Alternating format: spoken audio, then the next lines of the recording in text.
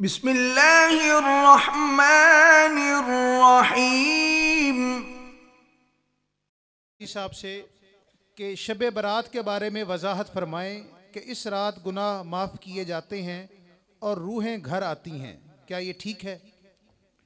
इन्नल हम्दुलिल्लाह वस्सलातु वस्सलामु अला रसूलिल्लाहि व बाद।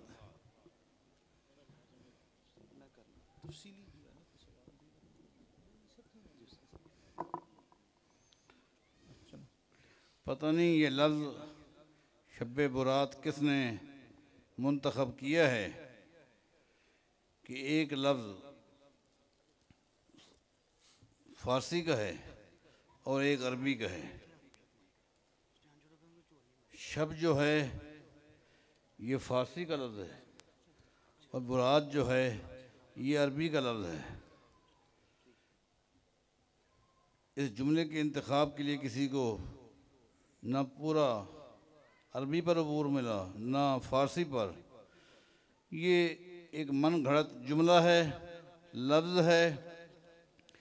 इस लफ्ज़ की भी कोई हकीकत नहीं और इसके हवाले से जो रिवायात पेश की जाती हैं या तो वो मौजू हैं या वो ज़ईफ़ हैं।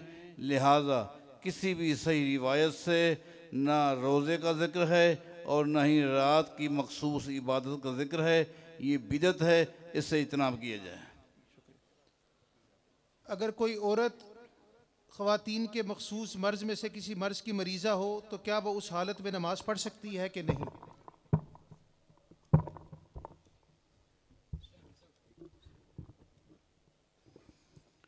इस सवाल को दोबारा दोहराएं। अगर कोई औरत ख़वातीन के मखसूस अमराज में से किसी मर्ज़ का शिकार है जैसे लिकोरिया वगैरह, तो क्या वो उस हालत में नमाज़ पढ़ सकती है? जी हाँ, सिर्फ एक ही शक्ल है, वो मेंसेस है, हैज़ है और उसका रंग मखसूस है जिसका ज़िक्र हदीस में आ गया है। उसका रंग जो है वो काला होता है। लिहाजा जब भी किसी औरत को इस रंग के साथ खून आता है तो वो नमाज ना पढ़े। इसके अलावा किसी और रंग का खून आए तो नमाज माफ़ नहीं है, बल्कि वो नमाज पढ़ेगी। अपने आप को साफ़ सुथरा भी रखे, उस पर गुस्ल फ़र्ज़ नहीं है, लिहाजा वो नमाज पढ़ सकती है। लिहाजा उसको चाहिए कि वो अपनी तरतीब के साथ रहे। तो उसके लिए जो ख़ास तौर पर कहा जाता है कि वो 6 दिन के बाद 5 दिन के बाद नहाएगी, नहीं, जो ही वो फारिग हुए वो नहा ले, साफ़ सुथरा हो जाए और वो नमाज भी पढ़ेगी। हाँ, अगर औरत ने बच्चा जना है, ज़चकी के बाद भी एक खून आता है निफास का, उसमें भी नमाजें वो नहीं पढ़ेगी। इसके अलावा बाकी जितनी भी अमराज हैं उन अमराज के अंदर नमाज माफ़ नहीं है, उसको नमाज पढ़ी नहीं है। शेख भट्टी साहब, सवाल है, तलाक के बाद दूसरा निकाह कितने दिन बाद हो सकता है और क्या उसमें कमी भी की जा सकती है? तलाक के बाद जी, तलाक के बाद कितने दिन के बाद दूसरा निकाह हो सकता है और जितने दिन मुअय्यन है क्या उससे कम में भी निकाह हो सकता है? देखें, बात यह है कि तलाक अगर औरत ने ख़ुद ली है तो इसको कहते हैं खुला। इसकी इद्दत जो है सिर्फ एक हैज़ है, एक ही हैज़ है। उस हैज़ के गुज़र जाने के बाद वो निकाह दूसरा कर सकती है, चाहे उसी के साथ करना चाहे या किसी और के साथ, पूरे कवायद और ज़वाबित और उसूल के साथ। इसी तरह अगर औरत को मर्द ने ही अपनी मर्ज़ी से तलाक दी है तो उसकी इद्दत जो है वो 3 हैज़ है। जब वो ख़त्म हो जाएं उसके बाद वो साफ़ सुथरी हो गई है, अब वो निकाह कर सकती है। शेख, सवाल में यह था कि 3 हैज़ से पहले अगर वो निकाह कर लेती है क्या वो हो सकता है? अगर 3 हैज़ से पहले वो निकाह करती है तो निकाह इद्दत के अंदर नहीं हो सकता, बिल्कुल नहीं हो सकता, नाजायज़ है। बीवी ने खावन को कह दिया कि तू मुझ पर हराम है, तो ये इसका क्या मामला होगा? बीवी ने खामद को कह दिया? जी, ये खामद ने बीवी से यहाँ बीवी लिखा हुआ है, सवाल में लिखा है बीवी ने खावन को कह दिया बीवी ने खामद से कह दिया कि तू मेरे ऊपर हराम है, हराम है, गुस्से में तो उसके इस जुमले से ना तलाक वाक़ होती है, ना वो औरत उस पर हराम होती है। उसका एक गुस्सा है, कुछ देर के बाद वो ठंडी हो जाएगी इंशाअल्लाह। क्या औरत कब्रिस्तान जा सकती है? देखिए, इसमें अहले इल्म का इख्तलाफ ज़रूर है, लेकिन जो मेरा मौक़िफ़ है वल्लाहु आलम बिस्सवाब, औरत जा सकती है। इसकी दलील ये है कि जिस रात नबी अलैहिस्सलाम सैयदा आयशा के यहाँ थे रज़ी अल्लाह अन्हा, और रात को चले गए, वो एक तफसील हदीस में मौजूद है। सैयदा आयशा फरमाती है, मेरे दिल में ख्याल आया बारी तो मेरी है, नबी अलैहिस्सलाम मेरी किसी सौकन के हाथ तो नहीं गए। वो पीछे चल पड़ी, नबी अलैहिस्सलाम कब्रिस्तान गए, वापस आए। आप जानते हैं नबी अलैहिस्सलाम फरमाया कि आयशा, जिब्रील ने मुझे कहा था अल्लाह के हुक्म है कब्रिस्तान जाओ और उनके लिए बख्शिश की दुआ करो। मैं गया था दुआ करने के लिए, तो सैयद आयशा ने फरमाया अगर मैं कब्रिस्तान जाऊं तो कौन सी दुआ पढ़ूं? अगर औरत का मुतलकन कब्रिस्तान जाना नाजायज़ होता तो नबी अलैहिस्सलाम मना कर देते कि तू कैसे जाएगी। आपने उनको दुआ बताई। हाँ, जिन अहादीस में लानत के अल्फाज हैं वो ख़वातीन हैं जो कसरत के साथ जाती हैं और उनको कब्रिस्तान जाने के आदाब का भी इल्म नहीं है और कुछ पता नहीं क्या मकासद लेकर जाती हैं। ज़व्वारात का लफ्ज़ उनके लिए है, ज़व्वारात का लफ्ज़ उनके लिए है। कसरत के साथ जाने वाली ये ख़वातीन हैं, इनको मना किया गया है, इन पे लानत भेजी गई है। लेकिन जो दीन को जानती है, आदाब से वाकिफ़ है, वो जा सकती है। शेख शाहीन साहब, फ़र्ज़ नमाज घर में अदा करना जायज़ है? मुख्तसर जवाब दीजिए। अल्हम्दुलिल्लाहि वहदा वस्सलातु वस्सलामु अला मन ला नबिय्य बअदा। कुरान करीम में अल्लाह रब्बुल आलमीन ने बार बार अहले ईमान को ये हुक्म इरशाद फरमाया कि अक़ीमुस्सलाता, नमाज क़ायम करो। नमाज की इक़ामत का मतलब उसको 5 वक़्त बाजमात एहतिमाम के साथ अदा करना। यही वजह है कि इक़ामत में जब नमाज खड़ी होती है, तकबीर पहले नमाज शुरू में तकबीर कही जाती है जिसे इक़ामत कहते हैं, उसमें भी ये अल्फाज हैं क़द क़ामतिस्सलाह, तहक़ीक़ यकीनन नमाज क़ायम हो गई। तो नमाज को हर हाल में इंसान कोशिश करे कि बाजमात और मस्जिद में आकर अदा करें। अगर कोई शरई उज़्र है ऐसा जिसकी वजह से घर में आना, मस्जिद तक आना मुश्किल हो, तो किसी ऐसी ज़रूरत के तहत कुछ इजाज़त दी जा सकती है, वरना मस्जिद के अंदर आकर बाजमात नमाज अदा करना ये ज़्यादा ज़रूरी है। शुक्रिया। शेख भट्टी साहब, सफ़र वाली नमाज अगर रह जाए तो घर पहुंचकर कसर करेंगे या मुकम्मल पढ़ेंगे? इसमें अहले इल्म का इख्तलाफ ज़रूर है, लेकिन इमाम मालिक का जो मौक़िफ़ है वो बड़ा वाज़ेह है। वो फरमाते हैं कि अदायगी के वक्त को देखा जाएगा, फ़र्ज़ियत के वक्त को नहीं देखा जाएगा। देखा जाएगा कि अदायगी के वक्त में वो कौन है, मुसाफिर है या मुकीम है।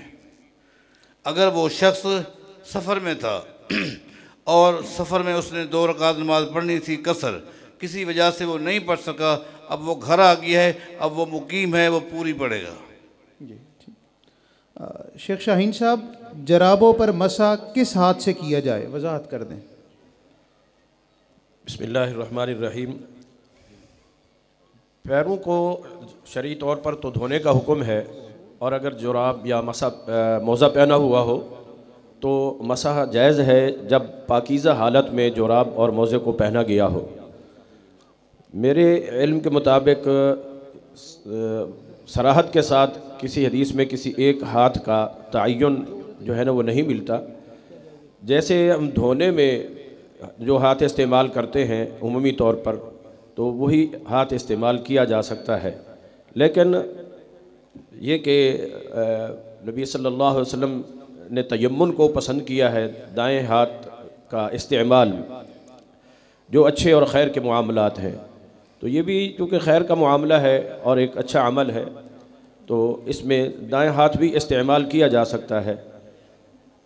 वल्लाहु आलम बिस्सवाब। शुक्रिया। शेख भट्टी साहब, ये बड़ा अहम सवाल है और अबू धाबी से किसी साहब ने सवाल किया है, क्या क्रेडिट कार्ड पर ख़रीदारी कर सकते हैं? देखें, बात यह है कि आज जिस दौर से हम गुज़र रहे हैं पुरफितन दौर है। अगर ऐसा ना हो तो बड़े ख़तरात हैं, पैसों का भी ख़तरा है, जान का भी ख़तरा है। इस बिना पर, इस ख़तरे की बिना पर अहले इल्म ने जवाज़ का फतवा दिया है, अगरचे इसमें कराहत का पहलू मौजूद है।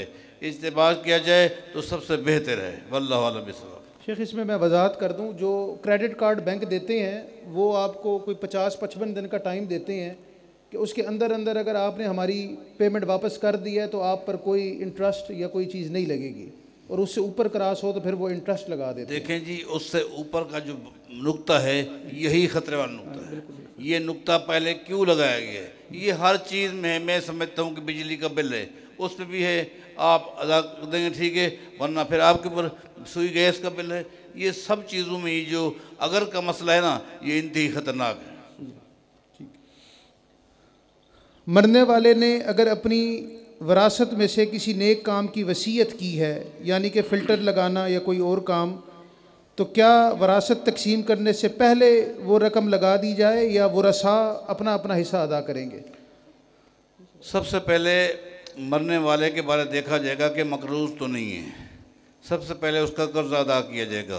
कर्ज़े की अदायगी के बाद जो उसकी जायदाद बचे, फिर उसकी वसीयत को देखा जाएगा, और वो भी 1/3 जायदाद में से वसीयत पर अमल होगा।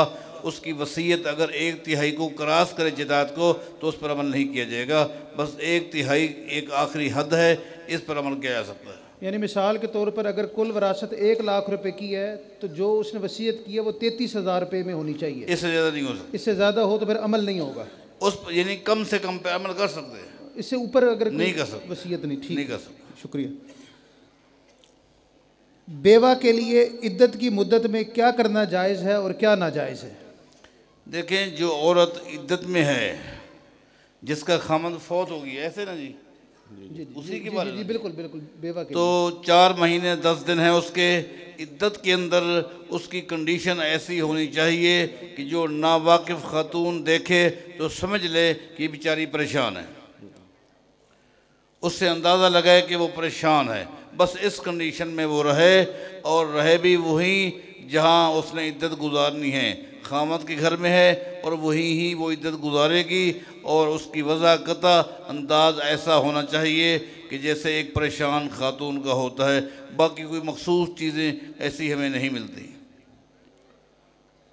शेख साहब, सवाल है, कलमा गो मुशरिक का ज़बीहा खाना कैसा है? अहले इल्म ने इस पर भी काफ़ी बहस की है। अहले किताब वो भी मुशरिक ही हैं, शिरक करते हैं, और उनके ज़बीहा को कुरान करीम ने जायज़ कहा है। लिहाजा अगर कोई बंदा शिरक की दलदल में धंसा हुआ है और कलमा भी पढ़ता है, अल्लाह को मानता है, अल्लाह के रसूल को मानता है, आखिरत पर ईमान रखता है, और फिर अमली मैदान में वो मुशरिक है, उसके लिए दुआ भी करें, लेकिन उसके ज़बीहा को हम नाजायज़ नहीं कह सकते। इसी से मुतल्लिक़ सवाल है कि बाज़ारों के चिकन, समोसे, बर्गर, शवारमे जिनके ज़बीहे का कोई इल्म नहीं है, इनका खाना कैसा है? देखें, अगर मुआशरा इस्लामी है, रहने वाले मुसलमान हैं, तो फिर कुरीद ना किया जाए, बल्कि हुस्न ज़न के तहत वो चीज़ें इस्तेमाल की जाए। अगर सेक्टर ऐसा है कि जहाँ काफिर रहते हैं, मुशरिकीन रहते हैं, यहूदी रहते हैं, ईसाई रहते हैं, तो फिर तहकीक कर लेनी चाहिए। बग़ैर तहकीक की कोई चीज़ इस्तेमाल नहीं करनी चाहिए। शेख शाहीन साहब, अगर बीमारी की हालत में रोज़ा तोड़ दे तो क्या रोज़ा रखेगा या कफ़ारा अदा करेगा? अगर तो शरई उज़्र है, बीमारी ऐसी है कि जिसकी वजह से इंसान रोज़ा को पाया तकमील तक नहीं पहुंचा सकता, या उम्मीद है कि नहीं पूरा कर सकेगा, और मर्ज़ की शिद्दत की बिना पर रोज़ा तोड़ना पड़ता है, तो फिर वो सिर्फ़ उस रोज़े के बदले में रोज़े का जो है ना वो क़ज़ा ही देगा। ऐसी सूरत में कफ़ारा नहीं होगा। शेख भट्टी साहब, ये बड़ा अहम सवाल है, और इस हवाले से कई मामलात हमारे पास भी आए हैं कि वालिदैन हयात हों और बेटों ने, औलाद में से बेटों ने अपनी मेहनत से कुछ प्रॉपर्टी ली है, कोई जायदाद, कोई दुकान, कोई मकान, तो क्या, और वो लेकर वालिदैन के नाम करवा दी है, मेहनत बेटों की है, नाम वालिदैन का है, तो क्या उसमें बहनों का हिस्सा होगा? अगर औलाद कारोबार के लिहाज से अलग है, बाप से अलग है, और किसी वजह से अपनी कमाई से कोई चीज़ ख़रीद करते हैं, अपने वालिद के नाम करा देते हैं, जिसका इल्म वालिद साहब को भी है कि ये मेरी कमाई नहीं है, ये औलाद की है, वैसे मेरा नाम इन्होंने कर दी है, और बहनों को भी पता है, तो वो उनका हिस्सा होगा, उसमें वरासत नहीं होगी। उसमें नहीं होगी। और अगर बहनें इस बात को तस्लीम नहीं करती? अगर बहनें मुतालबा करती हैं कि नहीं ये हमारे वालिदैन के नाम पर है, इसमें हम हिस्सा लेंगे, अगरचे उनका मुतालबा सही नहीं है, बहरहाल फितने को ख़त्म करने के लिए कोई दरमियान का रास्ता निकालना पड़ेगा। शेख भट्टी साहब, ये आपसे ही सवाल पूछा गया है कि मैं शुगर फार्म में रहता हूँ और अरसा 20 साल से गवर्नमेंट का हिस्सा नहीं दे रहा, मेरे साथ क़यामत वाले दिन क्या होगा? मैं शुगर फार्म यानी जो गवर्नमेंट से इन्होंने ज़मीन ली हुई है और गवर्नमेंट का जो हिस्सा है वो अदा नहीं कर रहा 20 साल से। अब सवाल ये है कि वो 20 साल से गवर्नमेंट का हिस्सा क्यों नहीं दे रहा। इसका मतलब ये है कि दरमियान के कुछ लोग हैं जिनको उसने कैल किया हुआ है, जिनको एतमाद में रखा हुआ है और उनके साथ कुछ ना कुछ वो मामला कर लेता है और गवर्नमेंट कुछ नहीं देता, लिहाजा वो मुजरिम है, उसे ऐसा नहीं करना चाहिए। और अगर गवर्नमेंट अपना हिस्सा लेने ही नहीं आ रही, गवर्नमेंट अप्रोच नहीं कर रही। देखिए बात यह है कि गवर्नमेंट के पास इल्म हो और वो ना, ये हो नहीं सकता। ये तो क़यामत की निशानी है कि गवर्नमेंट को पता और वो ना है, उससे उन्होंने छुपाया हुआ है, लिहाजा उसको ज़ाहिर करे और अपनी आखिरत की फिक्र करे। शेख शाहीन साहब, अगर नमाज तरावी मसरूफियात की वजह से ना पढ़ सके तो क्या तहज्जुद अदा करेगा या तरावी ज़रूरी है? बिस्मिल्लाहिर्रहमानिर्रहीम। रमज़ान मुबारक में हम जिस नमाज को तरावी कहते हैं, हकीकत में ये क़ियामुल लैल है और रमज़ान मुबारक के महीने में ईशा की नमाज के साथ अगर हम इसको अदा करते हैं तो इसे तरावी कह देते हैं, और रात के आखिरी हिस्से में अगर इसे अदा किया जाता है तो इसे तहज्जुद कहा जाता है। हकीकत में ये एक ही नमाज है। रमज़ान के अलावा भी नबी सल्लल्लाहु अलैहि वसल्लम की तादाद यही रही है और रमज़ान मुबारक के अलावा रात के मुख्तलिफ़ औक़ात में नबी सल्लल्लाहु अलैहि वसल्लम इस क़ियामुल लैल को पढ़ा करते थे, अदा किया करते थे। और रात के किसी भी हिस्से में रमज़ान मुबारक के अंदर भी जो है इसको पढ़ा जा सकता है और अलग से तहज्जुद पढ़ना नबी सल्लल्लाहु अलैहि वसल्लम से साबित नहीं है। जिन 3 रातों में नबी सल्लल्लाहु अलैहि वसल्लम ने जमात कराई थी, पहली रात आधी रात तक, फिर दूसरी रात 2/3 तक और आखिरी जो है ना सहरी तक चले गए थे, तो उन रातों में भी नबी सल्लल्लाहु अलैहि वसल्लम की तादाद जो है रकात की वो 11 रही है और नबी सल्लल्लाहु अलैहि वसल्लम ने इसके अलावा और तहज्जुद अलग से नहीं अदा की है। ये एक ही नमाज है दर हकीकत। शेख भट्टी साहब, सवाल की इबारत लंबी है लेकिन मैं मुख्तसर कर देता हूँ कि अपना जायज़ हक़ हासिल करने के लिए अगर आप कहीं रिश्वत या पैसे देते हैं तो उसका क्या बनेगा, वो वजाहत फरमा दीजिए। ये मसला अब्दुल्ला बिन मसूद रज़ी अल्लाह तआला अन्हु के सामने पेश हुआ था कि आने लगा तो बॉर्डर के ऊपर ईसाई इंतज़ामिया खड़ी थी, उन्होंने कहा कुछ लिए बग़ैर हम आपको नहीं छोड़ते। तो मैंने उनको अपने घर की तरफ रेफ़र कर दिया कि वहाँ जाओ और मेरे पैसे पड़े उठा लो, मुझे जाने दो। सैयदना अब्दुल्ला बिन मसूद से जब पूछा गया कि मुझे उसका गुनाह होगा, उन्होंने फरमाया अल इस्म वल काबिज़ दून दाफ़े। इस कंडीशन में लेने वाला मुजरिम है, देने वाला मुजरिम नहीं है। लिहाजा अगर कोई अपना हक़ लेना चाहता है और बग़ैर कुछ दिए उसको हक़ नहीं मिलता तो वो देता है तो वो मुजरिम नहीं है, लेने वाला मुजरिम है।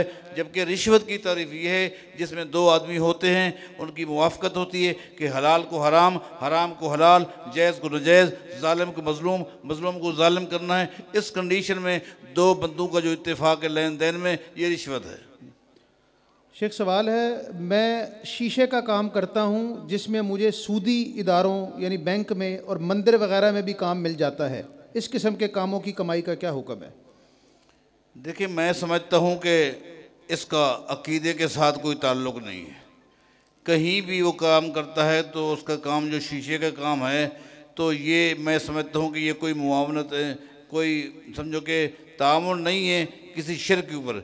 जो कतई तौर पर वाज़ेह शिर्किया मामला हो उससे तो एतराज़ करना चाहिए। अलबत्ता बाज़ अहले इल्म ने कहा कि मंदिर वग़ैरह इसकी तामीरात में भी हिस्सा लेना दर हकीकत अपने आप को उस गलत मामले में शरीक करना है। जिस तरह एक बंदा मस्जिद बनाता है, बनाने वाले को भी अजर मिलता है, और कोई बंदा अगर मंदिर जाके बनाता है या उसमें शीशे अलमारियाँ लगाता है उसको भी गुनाह मिलेगा। उससे इतराब करना चाहिए और मैं समझता हूँ कि ये जो मौक़िफ़ है ये औला है। शेख भट्टी साहब, ये सवाल है कि मोटरसाइकिल की कीमत नकद 40,000 है, अगर वो 1 साल के उधार पर 50,000 का मिले तो कैसा है? देखिए, ये बात बड़ी वाज़ेह है, अहले इल्म इसमें भी बड़ा इख्तलाफ रखते हैं, मगर ये मेरा मौक़िफ़ बड़ा वाज़ेह है कि ये जो मज़ीद 10,000 लिए गए ये नफ़ा नहीं है। 40,000 में नफ़ा मौजूद था, उसके अंदर नफ़ा मौजूद था। ये पीरियड के ऊपर उसने पैसे लगाए हैं। और ये जो है इसी का नाम सूद है, इससे इजतनाब करना चाहिए। और फिर आप देखें, अगर वही शख्स जिसने 1 साल पे उधार लिया है, अगर वो चला जाए और कहे मैं 6 महीने में अदा कर दूंगा, वो कहेगा 45 हैं, मेरे पास पैसे आ गए हैं, ठीक है 40 हैं, ये पैसे एकदम कम क्यों हो गए? ये नफ़ा नहीं था, ये सूद था, इससे बचना चाहिए। ये जो सवाल मुझे समझ आ रहा है वो ये पूछना चाह रहे हैं कि 70,000 फ्रॉड के साथ लिया गया, यानी मेरा ख्याल है इस सवाल करने वाले ने किसी से 70,000 रुपये फ्रॉड के साथ लिया है, अब वो वापस कैसे किया जाए? मुझे तो सवाल जो लिखा हुआ है बहरहाल ये कि जो रकम उसने ली है उसको अगर एहसास हो गया है तो कमी बेशी के बगैर वही रकम ही अदा की जाएगी। इसी से मुत्तसिल सवाल है कि जिस बंदे से लिया है वो नहीं मिल रहा, यानी वो पैसे फ्रॉड से लिए हैं, वो बंदा नहीं मिल रहा, ये ना ढूंढ पा रहे हैं, तो उसको फिर कैसे? अगर नहीं मिलता तो उसके वरसा को ढूंढा जाए और वरसा को ढूंढ कर उनको ही दिया जाए उसी तरतीब से जो तरतीब शरीयत ने बताई है। बहरहाल उसको अपने पास नहीं रखना चाहिए। और अगर कोई भी नहीं मिलता, बिल्कुल हर मुमकिन कोशिश की है, तो फिर खैर वाले किसी काम में उसको जमा करा दे, इस नीयत के साथ कि अल्लाह उसको अजर देगा। बिल्कुल। इसी से मुत्तसिल एक सवाल अभी तो नहीं है, लेकिन हमारे एक दोस्त ने पिछले दिनों पूछा था कि मैंने बैंक में, मेरा काम ऐसा है कि बैंक में पैसे रखवाता हूँ और मेरा उस पर इंटरेस्ट बन जाता है, लेकिन मैं इंटरेस्ट को विड्रॉ नहीं करवाता, निकलवाता नहीं हूँ, तो क्या मैं वो निकाल कर किसी खैर के काम में, जैसे यतीम बच्चियों की शादी है या कोई ऐसे काम, उसमें लगा सकता हूँ? वो रकम चूँकि हराम है और हराम की रकम किसी जगह पर भी नहीं लगा सकते। बाज़ उलमा कहते हैं कि जी वो लेटरीनें वगैरह मस्जिद की बन सकती हैं, ये भी गलत है, वो तहारत का मसला है, कोई जगह नहीं है। शेख सवाल है, हनफी लोग इस हदीस से इस्तिदलाल करते हैं कि आप सल्लल्लाहु अलैहि वसल्लम ने 3 दिन तरावी की जमात कराई, वो 20 रकत थी, इनके इस इस्तिदलाल की क्या हकीकत है? बल्कि वो 3 रातें जो तरावी नबी अलैहिस्सलाम ने पढ़ाई हैं वो 20 रकात नहीं थी, वो बल्कि 8 रकात थी। वाज़ेह तौर पर थी, वाज़ेह तौर पर हदीस में आ गया है कि वो नबी अलैहिस्सलाम ने 8 रकात पढ़ाई है और 3 वितर 11 रकात हैं। वो रिवायत सही नहीं है, बिल्कुल सही। शेख शाहीन साहब, सवाल है, जनाजे के मौके पर हाथ किस वक्त छोड़े जाएं? नमाज जनाजा हो या आम नमाज, नबी सल्लल्लाहु अलैहि वसल्लम की बड़ी मशहूर और मारूफ हदीस है जो कि सही भी है कि तहरीम हद तकबीर व तहलील हद तस्लीम। नमाज की जो तहरीम है वो अल्लाह अकबर कहने से, तकबीर तहरीमा जिसे हम कहते हैं, और तहलील जो है वो सलाम से। तो जो हाथ बांधे हुए होते हैं जनाजे के अंदर क़ियाम में, जब सलाम अस्सलामु अलैकुम रहमतुल्लाह कहेंगे तो उस वक़्त उसको खोल सकते हैं। अलबत्ता यहाँ पर कुछ अहले इल्म का थोड़ा सा सलाम के मुतल्लिक़ भी इख्तिलाफ है, और कुछ अहले इल्म ये कहते हैं कि एक ही सलाम जो है वो जनाजे के अंदर होना चाहिए, और इसके मुतल्लिक़ भी कुछ हदीस साबित हैं, और 2 सलाम के भी अहले इल्म कुछ कायल हैं। तो जैसे नमाज को हम 2 सलाम के साथ ख़त्म करते हैं, अगर एक पर भी कोई ख़त्म करता है, समझता है कि एक पर ही ये हक़ अदा हो गया है, यानी सुन्नत के मुताबिक जनाजा अदा हो गया, तो एक सलाम कहने के बाद हाथ खोल सकता है, या फिर दूसरा सलाम अगर वो सही समझता है उसके अपनी तहकीक के मुताबिक, तो फिर दूसरा सलाम मुकम्मल करके हाथों को खोल देगा। शेख भट्टी साहब, सवाल है, नमाज में सूरत फातिहा के बाद दुआएं या कोई सूरत ज़बानी याद ना हो तो क्या पढ़े, और क्या अपनी ज़बान यानी सिंधी उर्दू में कोई दुआ मांग सकते हैं? देखें, अपनी ज़बानों को तो आप साइड पे रखें, अलबत्ता अज़कार जो हैं सुबहानल्लाह अल्हम्दुलिल्लाह, अगर फातिहा के अलावा और कुछ नहीं आता तो ये जो अल्लाह ताला की तारीफ़ात के तस्बीहात के कलिमात हैं, इन्हीं कलिमात को आप पढ़ते रहें, यही किताब है। शेख सवाल है, कराची कई अजला पर मुश्तमिल शहर है और यहाँ रोज़ाना 50 किलोमीटर सफ़र एक बंदा कर लेता है, तो क्या वो कसर नमाज पढ़ेगा या मुकम्मल? देखिए जी, वो एक ही शहर है, कराची शहर ही कहलाता है, उसकी लंबाई चौड़ाई मेरी मालूमात के मुताबिक 90 किलोमीटर है। लंबाई भी इतनी है, उसकी चौड़ाई भी इतनी है, लेकिन शहर एक है। शहर से बाहर निकलेंगे तो नमाज फिर कसर शुरू होगी, भले क्योंकि किसी सरीह के साथ, सराहत के साथ किसी हदीस में किसी शहर की हदबंदी मुझे नहीं मिली कि कितना लंबाई होनी चाहिए, कितनी चौड़ाई होनी चाहिए। अलबत्ता आज से कई साल पहले हमारे पंजाब के एक प्रोफेसर हैं, प्रोफेसर अब्दुल मजीद साहब हफिज़हुल्लाह, मुल्तान से उनका ताल्लुक़ है गलबन, उन्होंने कराची के एक खिताब में फरमाया था कि बाज़ नसूस से साबित है कि शहर का फैलाव ज़्यादा नहीं होना चाहिए। मैं इत्तेफाक राब्ता नहीं कर सका उनसे कि ये असर कहाँ मिलता है। उन्होंने कहा था कि शहर कम से कम होना चाहिए, लेकिन बहरहाल मुझे कोई नस ऐसी नहीं मिली जिसमें शहर की हदबंदी हो, लिहाजा नमाज कसर नहीं की जाएगी। शेख सवाल है, एक बीवी अपने शोहर से तलाक लेना चाहती है, क्या वो हक महर की हकदार होगी या नहीं? जब बीवी शौहर से तलाक का मुतालबा करती है और बीवी के मुतालबे पर खामद उसको तलाक देता है, जिसको खुला कहते हैं, तो वो अपनी मर्ज़ी से अगर हक महर माफ़ कर दे तो अलग बात है। अगर लेना चाहे तो वो पूरा भी ले सकता है, आधा भी ले सकता है। इससे मज़ीद भी अगर कोई मुतालबा करे तो वो कर सकता है। अगर बीवी का मुतालबा हो तलाक का, उस कंडीशन में खामद अगर ख़ुद तलाक देगा तो फिर हक महर पूरी की पूरी देनी पड़ेगी। जो शख्स नमाज में एक रकत या 2 रकत से रह जाता है तो क्या सलाम फिरने के बाद जब वो खड़ा होगा तो रफ़ल यदैन करके हाथ बांधेगा? बात यह है कि नबी अलैहिस्सलाम से सराहत के साथ जो साबित है, वो दूसरी रकात के बाद जब खड़े होते तो रफ़ुल यदैन किया करते थे। अब अगर वो शख्स खड़ा हो जाता है और उसकी तीसरी रकात नहीं है बल्कि उसने एक रकात इमाम के पीछे पढ़ी है, तो इसमें बाज़ अहले इल्म कहते हैं कि चूँकि तशहुद हो चुका है, तशहुद के बाद रफ़ुल यदैन है। तशहुद की जो शर्त है ये मुझे बहरहाल कहीं भी नहीं मिली। जब मुझे नहीं मिली तो मेरा मौक़िफ़ ये है, अगर 2 रकात इमाम के पीछे पढ़ी हैं, तीसरी के लिए खड़ा हुआ है, रफ़ुल यदैन करेगा। अगर एक रकात पढ़ी है, दूसरी के लिए खड़ा है, तो रफ़ुल यदैन नहीं करेगा। क्या उस इमाम के पीछे नमाज हो सकती है जिसने तावीज़ पहना हो या बाजू पर बांधा हो?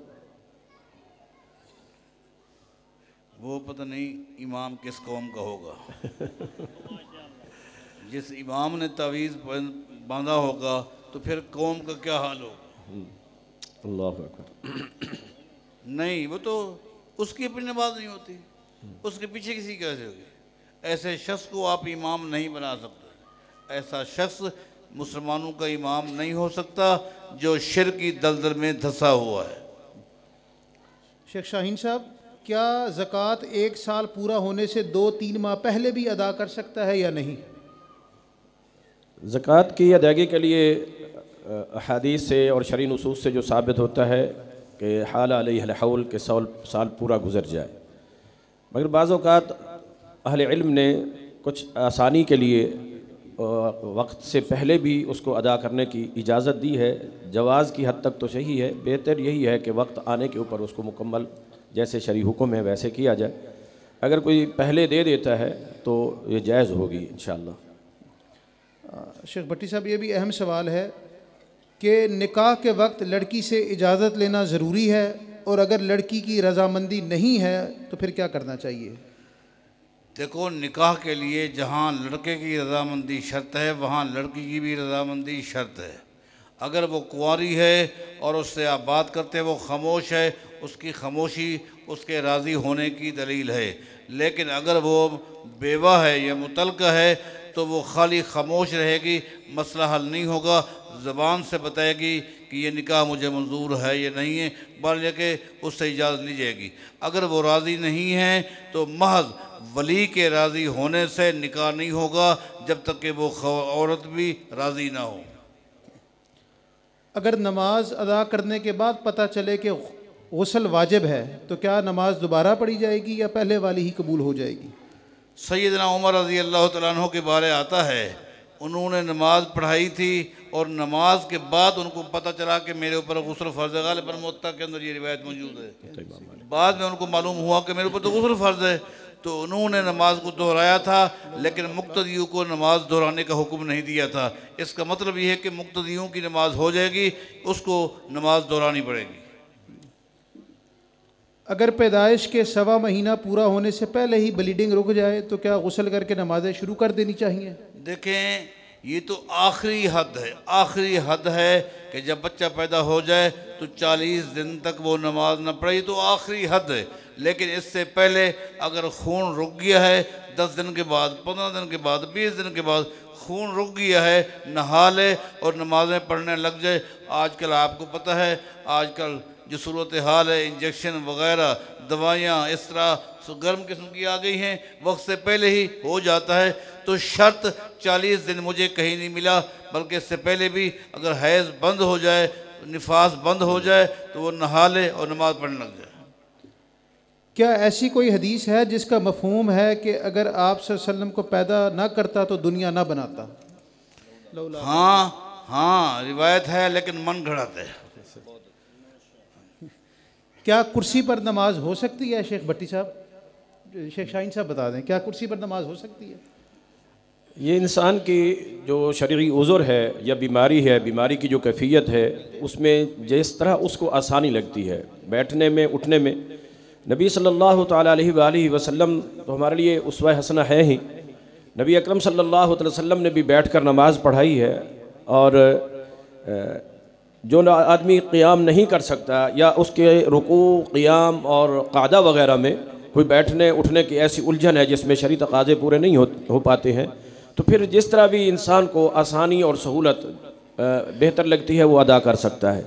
अब्दुल्लाह इब्न उमर रज़ियल्लाहु तआला अन्हु आखिरी उम्र में टांगों की कमज़ोरी की वजह से चौकड़ी मार कर बैठते थे। हालांकि नबी सल्लल्लाहु अलैहि वसल्लम ने चौकड़ी मार कर बैठने से मना किया है, तो वो उनकी बीमारी की कैफियत ऐसी थी कि इन्ना रिजला ला तहमिलानी, मेरी टांगें जो है वो मेरा बोझ सही नहीं बर्दाश्त कर सकते, इसलिए मैं जो है चौकड़ी मार कर बैठता हूँ। तो इंसान की जो मर्ज़ है, हर मर्ज़ में ही कुर्सी जो है ना बंदा इस्तेमाल करता है। बाज़ लोगों को देखा है क़ियाम भी कर सकते हैं, रुकू भी कर सकते हैं, सिर्फ बैठने उठने का मसला है उनके लिए, वो भी क़ियाम भी कुर्सी पर, रुकू भी कुर्सी पर और बाकी सारी नमाज भी कुर्सी पर। और बाज़ ऐसे हैं जो क़ियाम कर सकते हैं या क़ुऊद कर सकते हैं, सिर्फ बैठ सकते हैं, और उनके झुकने और उठने, रुकू और सुजूद के मामले में जो है वो मुश्किल पेश आती है या बीमारी और तकलीफ़ की वजह से इजाफ़ा होता है। तो जिस अंदाज़ पर उनके लिए सहूलत हो उसी अंदाज़ को वो इख्तियार कर सकते हैं। अगर ज़रूरत ऐसी है कि कुर्सी के बग़ैर पूरी नहीं हो सकती है और आम हालात में जैसे हम नमाज में, तशहुद में या जलसा में बैठते हैं उस तरह बंदा नहीं बैठ सकता है, तो फिर वो कुर्सी को इस्तेमाल कर सकता है ज़रूरत की हद तक। शेख भट्टी साहब, सवाल तो सतही नौइयत का है, लेकिन नौजवान नस्ल का अहम मसला है कि अगर किसी से प्यार हो जाए तो क्या करना चाहिए?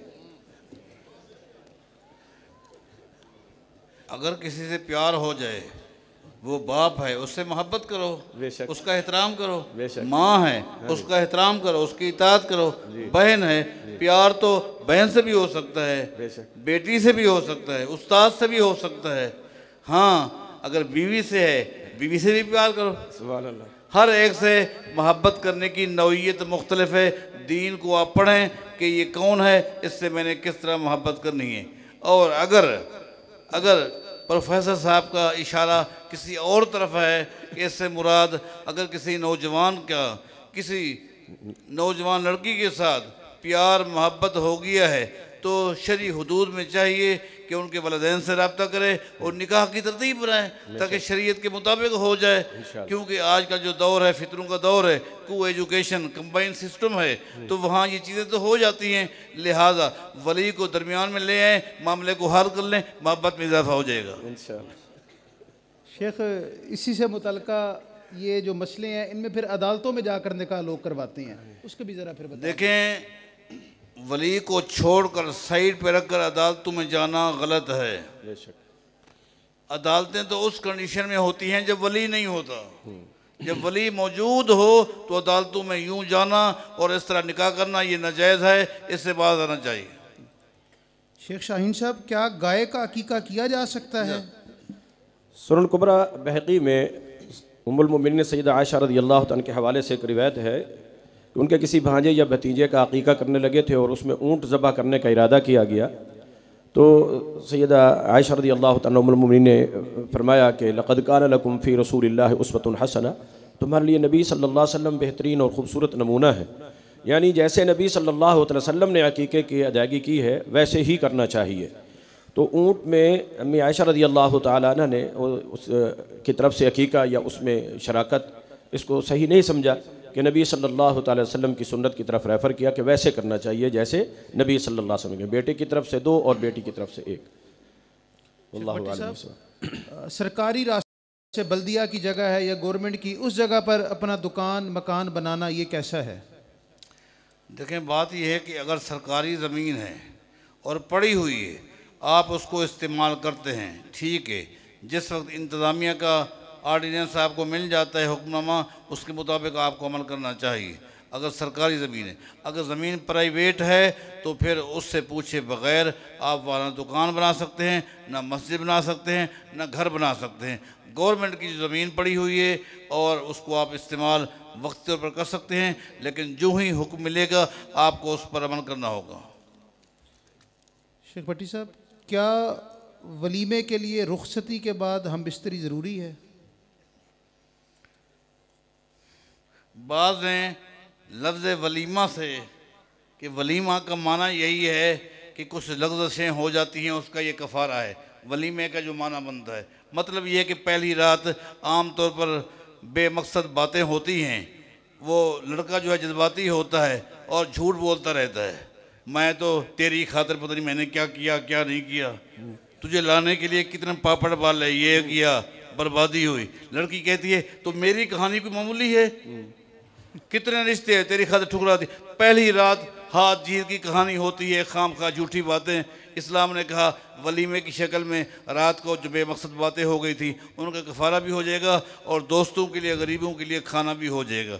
इससे बाज़ अहले इल्म ने कहा कि ये शर्त है जिसकी तरफ प्रोफेसर साहब ने इशारा किया है कि ये है, और ये हो जाए तो सबसे बेहतर है। लेकिन कतई तौर पर ऐसा होना ये भी मेरे इल्म में नहीं है। क्यों? इसलिए कि ऐसी कंडीशन में भी रुखसती हो सकती है कि जिस कंडीशन में एक मर्द अपनी बीवी के पास नहीं जा सकता। अब आप बताएं क्या करेगा? वलीमा नहीं करेगा? वहाँ तो नो पार्किंग के बोर्ड लगे हुए हैं, वो क्या करेगा? आखिर उसने तो करना है। लिहाजा अगर ऐसी कंडीशन है, लिहाजा हम ये शर्त तो नहीं लगाएंगे, अगर हो जाए तो अच्छी बात है। शेख शाहीन साहब, अकीका और कुर्बानी के गोश्त के बारे में फरमाएं कि इनकी तकसीम किस तरह करनी चाहिए? क्या सारे का सारा घर में रख सकते हैं? कुर्बानी के मुताल्लिक कुरान करीम में ही अल्लाह रब्बुल आलमीन ने हुक्म इरशाद फरमाया है कि कुलू मिन्हा व अतइमुल कानिअ वल मुअतर, ख़ुद भी खाओ और ज़रूरतमंदों को, हाजतमंदों को, मसाकीन को भी खिलाओ। इसलिए ज़्यादा बेहतर यही है कि भाई सारे का सारा घर में न रखा जाए और तकसीम किया जाए। नबी सल्लल्लाहु अलैहि वसल्लम की ज़िंदगी में एक दफ़ा ऐसा मौका आया था तो नबी सल्लल्लाहु अलैहि वसल्लम ने 3 दिन के अंदर अंदर ही सबको तकसीम कर देने का हुक्म दिया था। लेकिन बाद में जब वो ज़रूरत पूरी हो गई तो कुलू वद्दखिरू, खुद भी खा सकते हो, जमा भी रख सकते हो और इसके साथ साथ ज़रूरतमंदों को भी खिलाना है। और अकीक़े का जो मामला है तो मुवत्ता में एक रिवायत आती है जिसमें बच्चे पैदा होने वाले के लिए ये कहा गया कि वल यनसुक अन्हु नसीकतन, कि उसकी तरफ से नुसुक किया जाए। यानी इसके लिए भी लफ्ज़ नुसुक का इस्तेमाल हुआ है, अगरचे इसके लिए पूरे के पूरी शराइत नुसुक के लाजिम और ज़रूरी नहीं है, लेकिन उसके साथ ये जो कुर्बानी जैसे तकसीम होती है तो वैसे इसको तकसीम किया जाए, खिलाया भी जाए ज़रूरतमंदों को भी और घर भी खाया जाए।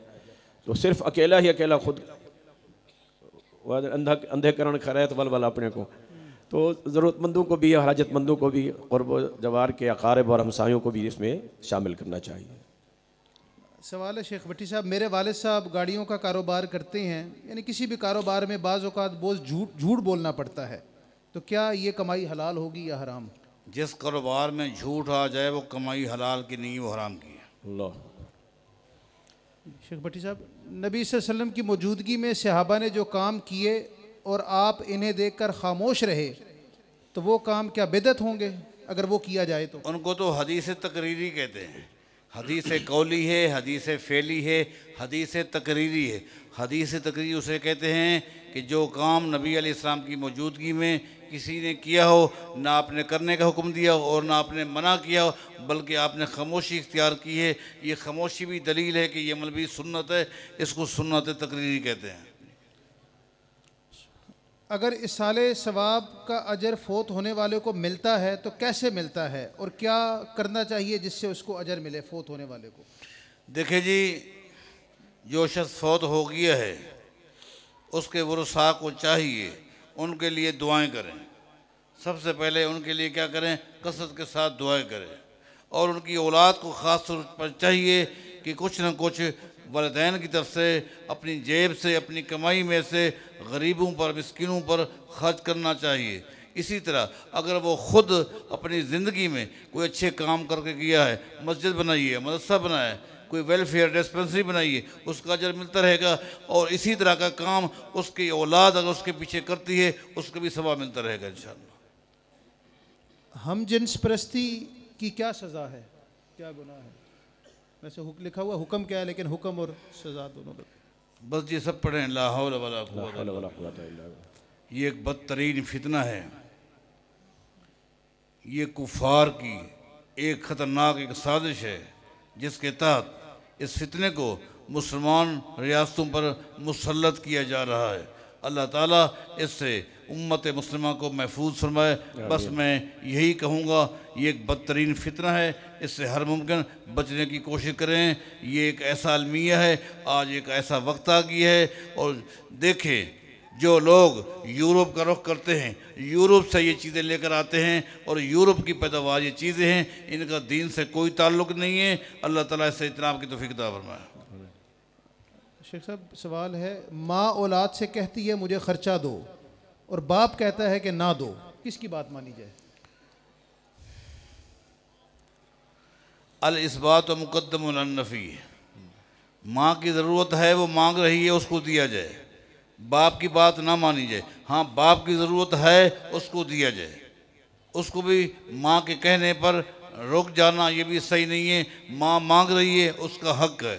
नबी अलैहिस्सलाम ने बल्कि एक मौके पर 3 मरतबा फरमाया था कि तेरी माँ का हक़ है, तेरी माँ का हक़ है। तीन मरतबा फरमाया, चौथी मरतबा फरमाया तेरे बाप का हक़ है। लिहाजा वो मांग रही है, उसकी ज़रूरत है, उसको दिया जाए। जिसकी ज़रूरत नहीं है वो नहीं मांग रहा, जब वो मांगेगा उसको भी दिया जाए। हज़रत अमीर मुआविया रज़ी अल्लाह ताला अन्हु के बारे में कहा जाता है कि ये बागी गिरोह के मिसदाक हैं कि रसूलुल्लाह सल्लल्लाहु अलैहि वसल्लम ने फरमाया था कि जो गिरोह अम्मार बिन यासिर को शहीद करेगा वो बागी होगा। क्या सैयदना अमीर मुआविया बागी गिरोह में से हैं? देखें भाई, बात यह है कि एक मसले में 2 मुसलमान आपस में इख्तलाफ रखते हैं, एक का मौक़िफ़ सही होगा उस मसले में। इसका मतलब ये नहीं है कि उसको बाकी तमाम मसाइल में इस्लाम से आप निकाल देंगे। व इन ताइफ़तान मिनल मुमिनीन इक़्ततलू फ़अस्लिहू बैनहुमा। देखिए, 2 फरीक हैं, दोनों का आपस में झगड़ा हो गया, यकीनन उनमें से एक हक़ पर है, एक हक़ पर नहीं है। लेकिन कुरान करीम ने क्या कहा, व इन ताइफ़तान मिनल मुमिनीन, उन दोनों को मोमिन कहा है। बावजूद इख्तलाफ के एक का मौक़िफ़ सही है, एक का मौक़िफ़ सही नहीं है, दोनों मोमिन। तो उस मसले में भी ठीक है, उस मसले में एक ख़ास मसले में उनका मौक़िफ़ सही नहीं था, सैयदना अली का मौक़िफ़ सही था, लेकिन वो भी मोमिन थे। कुरान करीम ने इख्तलाफ की कंडीशन में भी एक हक़ पर है, दूसरा हक़ पर नहीं है, तब भी उमूमी तौर पर दोनों को इस्लाम ने मोमिन कहा है। ये भी एक आजकल के दौर के हिसाब से अहम सवाल है कि शेख साहब, टिकटॉक से पैसे कमाना जायज़ है? क्योंकि टिकटॉक, ये जिस तरह टिकटॉक ऐप होती है, टिकटॉक हमें व्यूज़ पर पैसे देती है, और क्या हम साफ़ सुथरा मवाद अगर टिकटॉक पर अपलोड करते हैं तो उससे मिलने वाले पैसे जायज़ हैं? ना इस काम में मुबी का पता होता है, ना मुश्तरी का पता होता है। कारोबार के लिए मुश्तरी का भी पता हो और मुबी का भी पता हो, और किस चीज़ की बै है उसका भी पता हो, लेकिन ये चीज़ जो है ये मुबहम है, इससे बचना चाहिए। शेख शाहीन साहब, हज़रत उमर ने जब औरत को मस्जिद में जाने से मना किया तो फिर औरतें मस्जिद में क्यों जाती हैं, और ये कहाँ से साबित है? हज़रत उमर रज़ी अल्लाह ताला अन्हु से इस अंदाज़ की सराहत के साथ ममानात तो मेरे इल्म में नहीं है, नापसंदीदगी का इजहार किया था, और अपनी बीवी के मुताल्लिक़ भी वो जाया करती थी। तो उनकी बीवी से जब ये बात होती है तो भी वो उमर मुझे क्यों नहीं रोकते हैं, वाज़ेह तौर पर इससे पता चला कि अपनी बीवी को भी उन्होंने नहीं रोका था। उसकी वजह ये थी कि नबी अकरम सल्लल्लाहु ताला अलैहि वसल्लम की जो सही मरफू हदीस है, वो नबी सल्लल्लाहु अलैहि वसल्लम ने जो इरशाद फरमाई कि ला तमनउ इमा अल्लाहि मसाजिद अल्लाह, अल्लाह की बंदियों को, अल्लाह की बंदियों को अल्लाह के घरों में आने से ना रोके। तो यही वजह है कि हज़रत उमर रज़ी अल्लाह ताला अन्हु ने अपनी बीवी को मना नहीं किया था जी, क्योंकि रसूलुल्लाह सल्लल्लाहु अलैहि वसल्लम की हदीस मौजूद थी। इससे तो एक हमें मनहज भी वादे होता है। और दूसरी जो बात है कि रसूलुल्लाह सल्लल्लाहु अलैहि वसल्लम का एक और फरमान है कि अन्निसाउ शक़ाइकुर रिजाल, कि ख़वातीन जो हैं वो मर्दों के ही हम हुक्म हैं। जो अहकाम उमूमी तौर पर मर्दों के लिए हैं वही इल्ला के चंद जिनकी नुसूस वाज़े आ चुकी हैं, क़ती आ चुकी हैं, बाकी उमूमी अहकाम में और तालीमात में, हिदायत में वो ख़वातीन साथ शामिल हैं। तो इसलिए सही जो मौक़िफ़ है वो यही है कि वो ख़वातीन मस्जिद में आ भी सकती हैं और इबादत को अदा कर सकती हैं, अलबत्ता शरई तकाज़ों को पूरा करते हुए। वो नापसंद जो किया गया है वो इसी वजह से कि जो ख़वातीन दीन और शरीयत के तकाज़ों को पूरा नहीं कर पा रही हैं। भट्टी साहब, आप इसमें कुछ कहना चाहेंगे या ठीक है? अच्छा, सवाल है, एक शख्स गरीब है और उसकी बच्चियां नौजवान हैं, क्या इस शख्स को उशर और ज़कात दिया जा सकता है?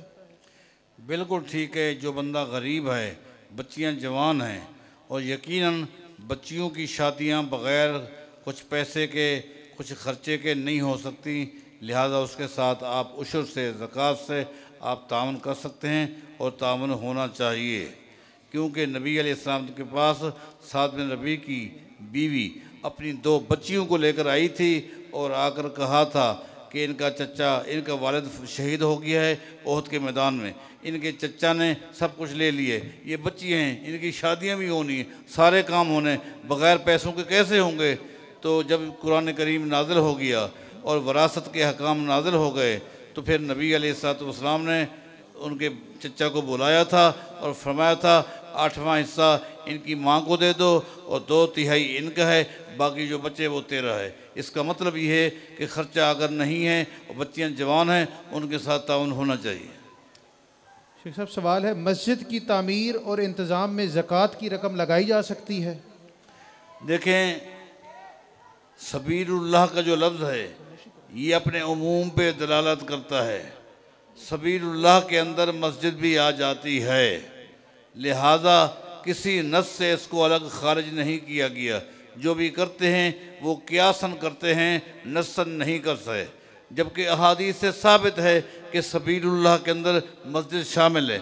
बल्कि इमाम बुखारी ने सही बुखारी के अंदर बाकायदा बाब कायम किए, बाब सवाबिल मशी इला सलातिल जुमाते, जुमा की नमाज के लिए चल के जाने का सवाब। उसमें हदीस लें, मग़बरत कदमा आब्दन फ़ी सबीलिल्लाह फतमस्सहुन नार, कि जो शख्स भी अल्लाह के रास्ते में, फ़ी सबीलिल्लाह, अल्लाह के रास्ते में चल के जाता है तो अल्लाह ताला उस पर जहन्नम हराम कर देता है। सबीलुल्लाह गोया कि मस्जिद को भी शामिल किया है। सैयदना उमर ने पैगाम भेजा था सैयदना अब्बास के पास, उनसे कहो कि आपका घर मस्जिद में आ रहा है, हम इसको मस्जिद में शामिल करते हैं और बैतुल माल में से आपको घर बना देंगे। और बैतुल माल में क्या होता है? ज़कात होती है। लिहाजा कोई नस नहीं है कि जिसमें आप मस्जिद को खारिज कर दें, आप कर सकते हैं और होना चाहिए। क्या औरत की हुक्मरानी जायज़ है कि नहीं? भाई, गुजारिश ये है कि हमारे मुल्क में जो इलेक्शन हो रहे हैं, ये इलेक्शन ये दर हकीकत यूरोप के तर्ज पर हो रहे हैं। इनका ताल्लुक़, इनके ताने बाने यूरोप से जाके मिलते हैं और इनके ताने बाने न मक्का से मिलते हैं न मदीना से। और ये जिस तर्ज के इलेक्शन हैं उस तर्ज में सब जायज़ है। यानी हमारा उनको हुक्मरान बनाने में तो कोई हाथ नहीं है ना, बराह रास्त। देखिए जी, हमारा है या नहीं है ये अलग बात है। बात यह है कि जो इलेक्शन हुए हैं ये इलेक्शन इस्लामी तर्ज पर नहीं थे, लिहाजा उनके यहाँ चूँकि सब कुछ जायज़ है, हुक्मरानी भी जायज़ है। अगर इस्लामी तर्ज पर इलेक्शन होते तो फिर मैं आपको यही कहता कि शरीयत में खातून जो है वो मुल्क की, बिरादरी की, कौम की सरबराह नहीं बन सकती। ये भी अहम सवाल है, यतीम का माल खाकर या बहनों का हक खाकर फिर हज या उम्रा करना, ये कैसा है? जो शख्स यतीम का माल खाता है या बहनों का हक खाता है और उम्रा करता है या हज करता है या नमाज़ें पढ़ता है, सदका खैरात करता है, उसका कोई भी अमल कबूल नहीं है, उसकी कमाई हराम की है। जो लोग मैयत का एक बार जनाजा पढ़ लें, क्या वो लोग दोबारा उस मैयत का जनाजा पढ़ सकते हैं? जी हाँ, दोबारा भी पढ़ सकते हैं, इसलिए कि सही बुखारी में आता है जिस खातून का सहाबा ने जनाजा पढ़ा था और दफना दिया था, नबी अलैहिस्सलाम ने उनसे फरमाया था कि चलो मुझे कब्र दिखलाओ। वो तो आए थे, वो तो कब्रिस्तान तक आए थे, उन्होंने आए और आकर दिखलाया। नबी अलैहिस्सलाम ने उन्हीं की सफ़ बनाई और आपने जनाजा दोबारा पढ़ाया। लिहाजा जो जनाजा पहले पढ़ चुका हो दोबारा पढ़ सकता है। मैंने एक अहले हदीस आलिम की तकरीर में सुना था कि हज़रत अली को किसी ने मुश्किल कुशा कहा तो हज़रत अली ने उसको कत्ल कर दिया था। मेहरबानी करके ये हवाला बता दें ठीक है या नहीं, और ये हवाला कहाँ पर है ये भी बता दें। ये हवाला उससे पूछे जिसने बताई ये बात, मेरे इल्म में नहीं है, आपके इल्म में है। ग़ालिबन उस वाक़े की तरफ इशारा कर रहे हैं ना जिसमें बाद लोगों ने हज़रत अली रज़ी अल्लाह तआला को कहा था, तो अब फिर हज़रत अली रज़ी अल्लाह तआला ने उनको। शेख आप फरमा दें अगर आपके इल्म में कोई बात है। मैं बता दिया नहीं, बस वही बात है, इसके अलावा कोई ऐसी नस नहीं है कि जिसमें सैयदना अली का जिक्र हो कि आपने उसको कत्ल कर दिया हो। इस नुक्ते पर मेरे इल्म में नहीं है। शेख शाहीन साहब, रोज़ा अजान सुनते ही खोल देना चाहिए कि मुकम्मल अजान सुनकर जवाब देकर फिर खोलना चाहिए? रोज़े का खोलने का जो ताल्लुक़ है ना, हम लफ्ज़ खोलना इस्तेमाल करते हैं अरब में और हदीस में या शरई नुसूस में, उसको फ़ित्र कहते हैं। और फ़ित्र का ताल्लुक़ अज़ान के आने या ना आने, उसके मुकम्मल होने या ना होने से नहीं है, उसका ताल्लुक़ ग़ुरूब आफ़ताब से है। सूरज के ग़ुरूब होते ही अज़ान आए या ना आए, जब यह यकीन हो जाए कि सूरज ग़ुरूब हो गया है तो फिर फ़ौरन रोज़े को इफ़्तार कर देना चाहिए, फिर इफ़्तारी में ताख़ीर भी नहीं करनी चाहिए। बाज़ औक़ात अज़ानें लेट होती हैं, लोग उसका इंतज़ार करते रहते हैं। जब यकीनी तौर पर सूरज ग़ुरूब हो जाए कि वो जो टिकिया है सूरज की, वो जब ओझल हो जाए ज़मीन की सतह से नीचे तक पता है कि चली गई है, तो फिर रोज़ा इफ़्तार कर देना चाहिए। अगर सही टाइम पे भी अज़ान हो रही है तो ग़ुरूब भी उसी वक़्त, ग़ुरूब के साथ ही आप रोज़ा इफ़्तार कर सकते हैं। अज़ान भी सुनते रहें, जवाब भी देते रहें और इफ़्तार भी करते रहें। मुकम्मल अज़ान तक ऐसी कोई शरई नस हमें नहीं मिलती कि जिसमें ये हुक्म दिया गया हो। मौली पहले खांदे वाला अज़ान लेंदे। ये शेख साहब के कहने का मकसद ये है कि जो अज़ान देने वाला मुअज़्ज़िन होता है, पहले वो खुद रोज़ा इफ़्तार करता है, फिर वो अज़ान देता है। पहले खांदे वाला अज़ान। शेख भट्टी साहब, सवाल है कि शिया लोग कहते हैं कि नबी करीम सल्लल्लाहु अलैहि वसल्लम की एक ही बेटी है, कुरान और हदीस से रहनुमाई फरमाएं। देखें, अगर वो अपनी ही किताबों का मुतालिया कर लें, उसूल को पढ़ लें, फ़ुक़ह को पढ़ लें, काफ़ी को पढ़ लें, उन्हें ख़ुद पता चल जाएगा कि नबी अलैहिस्सलाम की 4 बेटियां थीं, एक बेटी नहीं थी। वो जो कहते हैं कि सैयदा खदीजा पीछे से लेकर आई थी, नहीं, ये बात गलत है। सैयदा आयशा ने, सैयदा खदीजा ने पहले निकाह किया था, उससे औलाद हुई थी, उनका अलग ज़िक्र है। फिर वो फौत हो गया, फिर दूसरा निकाह किया था, फिर वो भी फौत हो गया, उससे भी एक बच्चा हुआ था। फिर तीसरा निकाह नबी अलैहिस्सलाम से सैयदा खदीजा का हुआ और उससे आपकी ये बेटियां पैदा हुई हैं अहादीस सहीहा से। हत्ता के अहले तशरीह की कुतुब के अंदर भी सराहत के साथ मौजूद है। अगर अपनी किताब अल इस्तिफ़सार वग़ैरह इनको पढ़ लें तो मेरे ख्याल में उनको ये बात कहने की ज़रूरत पेश नहीं आएगी। क्या देवबंदी के पीछे नमाज हो जाती है? देखो जी, देवबंद एक शहर है, उसमें उस शहर में रहने वाला हर बंदा देवबंदी है। हिंदू भी रहते हैं वहाँ पर जी। हिंदुस्तान का एक शहर है, उसका नाम है देवबंद, उसमें रहने वाला हर शहरी देवबंदी है। सिख भी रहते हैं, यहूदी भी रहते हैं। अब बात क्लियर करें कि किसके पीछे नमाज पढ़नी है। बात यह है कि अब मुल्तान एक शहर है, मुल्तान में सारे मुसलमान रहते हैं। ये तो ऐसा है कि आप कहें मुल्तानी के पीछे नमाज जायज़ है, वहाँ तो हिंदू भी रहते हैं।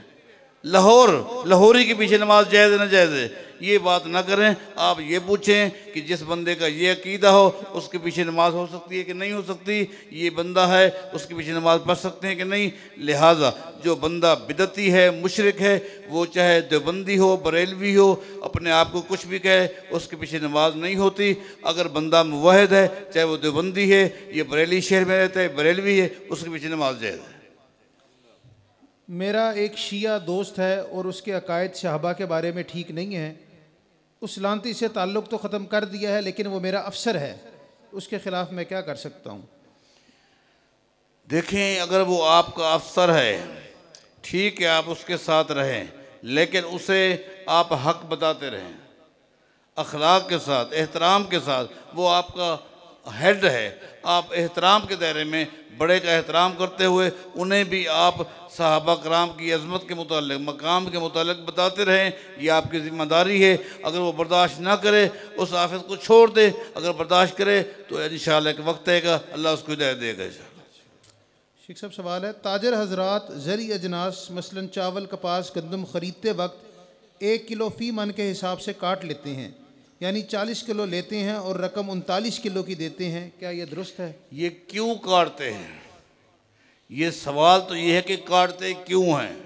जो तावीलें करते हैं कि तोल में ऐसा हो जाता है, इसमें मिट्टी आ जाती है, फलां चीज़ शामिल हो जाती है, एक अंदाजे के मुताबिक, ये सारी बातें झूठी हैं। लिहाजा इसी तरह आटे की पिसाई के वक्त भी 1 किलो निकाल लेते हैं कि वो आटा उड़ गया। अगर उड़ गया तो शाम को चक्की वाले के पास दो मन आटा कहाँ से आ गया? वो तो उड़ गया था, ये कहाँ रखा हुआ है? ये सब खाम की बातें हैं, नाजायज़ है, ऐसा काम नहीं होना चाहिए। शेख भट्टी साहब आपसे ही सवाल है, क्या अल्लाह ताला हर वक्त बंदे के साथ होता है? कुरान और हदीस की रोशनी में जवाब मतलूब है। देखें, अब आपको जवाब मुख्तसर चाहिए, ये तफसील के साथ। मुख्तसर तो ये है कि अल्लाह ताला अपनी सिफ़ात के साथ, अल्लाह ताला अपनी सिफ़ात के साथ, अपनी कुदरत के साथ, अपने इल्म के अतबार से हर वक्त हर जगह है, लेकिन ज़ात के लिहाज से अर्श पर मुस्तवी है। जो अल्लाह ताला को उसकी ज़ात के साथ हर जगह समझता है वो उसने कुफरिया अमल किया। ऐसे शख्स के मुतालिक इमाम इब्न खुज़ैमा कहते हैं उससे तौबा कराई जाए। वक्त के हाकिम को चाहिए ऐसे शख्स को कहे कि वो तौबा करे, वह तौबा ना करे फल युक्तल, उसे कत्ल कर दिया जाए। ये इतना गंदा अकीदा है। लिहाजा अल्लाह ताला अपनी सिफ़ात के लिहाज से इन्ननी माकुमा अस्माओ व आरा, मैं तुम्हारे साथ हूँ। किस हैसियत से? अस्माओ व आरा, देखने के अतबार से भी, सुनने के अतबार से भी। ये अल्लाह ताला की सिफ़ात है। सिफ़ात के लिहाज से आप शारक से भी ज़्यादा करीब है। नहनु अक़रबु इलैहि मिन हब्लिल वरीद, लेकिन ज़ात के लिहाज से अर्श पर मुस्तवी है। ये भी बड़ा अहम सवाल है शेख भट्टी साहब। आजकल अल्ट्रासाउंड से डॉक्टर पैदा होने वाले बच्चे की ग्रोथ का बता देते हैं और ये भी पता चल जाता है कि बच्चे का कोई मेडिकल इशू तो नहीं है। क्या इस सूरत में डॉक्टर के मशवरे से बच्चे को ज़ाया करवाया जा सकता है? इसका क्या हुक्म है? देखें, इसकी शक्लें मुख्तलिफ हैं, शक्लें मुख्तलिफ हैं। अगर कंडीशन ऐसी ही है कि डॉक्टर ने आपको बता दिया कि अगर आपने बच्चे को ज़ाय नहीं किया तो फिर ख़ातून के भी ज़ाय होने का ख़तरा है, ये जान भी चली जाएगी। तो अगर इस तरह की रिपोर्ट डॉक्टर देता है तो ठीक है, उसकी हिदायत पर अमल किया जाए। लेकिन अगर इस बिना पर आप उसको ज़ाय करते हैं कि बच्चे ज़्यादा हो जाएंगे वगैरह वगैरह, ये बातें हैं, तो फिर ये अमल करना जायज़ नहीं है। क्या नबी करीम सल्लल्लाहु अलैहि वसल्लम अपनी रोज़ा मुबारक में हयात हैं? नबी अलैहिस्सलाम इस दुनिया फ़ानी से चले गए। जब किसी की रूह कब्ज़ हो जाती है उसका आखिरत का मामला शुरू हो जाता है।